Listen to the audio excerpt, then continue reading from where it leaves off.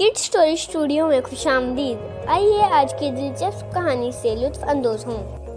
माँ एक छोटे से गांव में रहती थी जो पहाड़ों के दरमियान वाक़या था। इसका गांव खूबसूरत था, लेकिन यहाँ के लोग सख्त मजाज और खुदगर्ज थे। फातिमा की उम्र 10 साल थी और वो अपने वालिदैन के इंतकाल के बाद गांव के एक कोने में एक छोटे से टूटे फूटे मकान में अकेली रहती थी।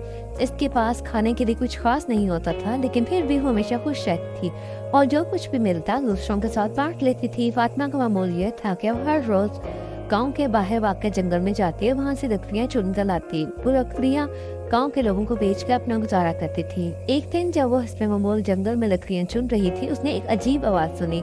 ऐसा महसूस हुआ जैसे कोई उसे मदद के लिए पुकार रहा हो। और जल्दी से आवाज़ की संग दौड़ी और एक पुराने दरख्त के नीचे एक कमजोर बूढ़ी औरत को बैठा पाया।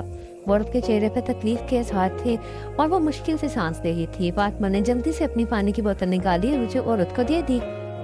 उसने अपने छोटे से रुमाल से औरत के चेहरे से मिट्टी साफ किया और पूछा, दादी अम्मा आप यहाँ पे अकेली क्यों कर रही हैं? क्या आपको कोई तकलीफ है? बुरी औरत ने धीमी आवाज में जवाब किया, बेटी मैं रात कब्र तक गई हूँ और मैं बहुत कमजोर हो गई हूँ। अगर तुम मेरी मदद कर दो तो मैं तुम्हारी हमेशा के लिए शुक्रगुजार रहूंगी। फातिमा ने मुस्कुराते हुए कहा, दादी अम्मा आप फिक्र न करें, मैं आपको अपने घर ले चलती हूँ और आपको कुछ खाने के लिए दूंगी।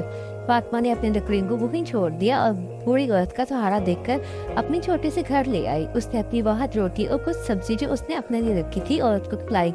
बूढ़ी औरत ने खाने के बाद सुकून से आंखें बंद कर कहा, बेटा तुमने जिस मेहरबानी से मेरा ख्याल रखा उसका बदला मैं तुम्हें जरूर दूंगी। मैं कोई आम औरत नहीं हूँ, मैं एक जादुई मखलूक हूँ और मैं तुम्हें एक ऐसा तोहफा देना चाहती हूँ जो तुम्हारी जिंदगी बदल देगा।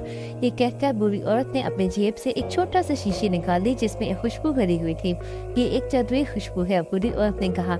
जब भी तुम इस खुशबू को इस्तेमाल करोगे ये तुम्हारे दिल की नेकी को जाहिर करेगी और तुम्हारे आसपास के लोगों को मुतासर करेगी।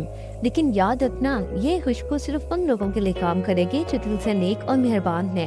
फातिमा ने हैरानी से शीशी को देखा और दादी अम्मा का शुक्रिया अदा किया। बूढ़ी औरत ने मुस्कुराते हुए उसके सर पर हाथ फेरा और कहा, बेटी ये खुशबू तुम्हारी सच्चाई और नेकी का इनाम है, इसे दानिशमंदी से इस्तेमाल करना। फिर वो औरत अचानक गायब हो गई। फातिमा ने शीशी को अपने पास महफूज रखा और सोचा ये किस तरह इसके काम आ सकती है। अगले दिन जब वो हस्बे मामूल लकड़ियाँ बेचने के लिए गांव की तरफ गई, रास्ते में उसने देखा एक छोटा बच्चा रोते हुए खड़ा है क्योंकि उसकी गेंद गहरे गड्ढे में गिर गई थी। फातिमा ने फौरन अपनी खुशबू की शीशी निकाली और थोड़ी सी खुशबू हवा में छिड़क दी। अचानक एक नरम हवा चली और गेंद खुद ब खुद गड्ढे से बाहर आ गई। बच्चा हैरत और खुशी से चीखने लगा। उसने फातिमा का शुक्रिया अदा किया और ये वाकया पूरे गांव में फैल गया और लोग फातिमा की मदद लेने के लिए इसके पास आने लगे। कोई बीमार था, कोई परेशान हाल था और कोई रास्ता भटका हुआ था।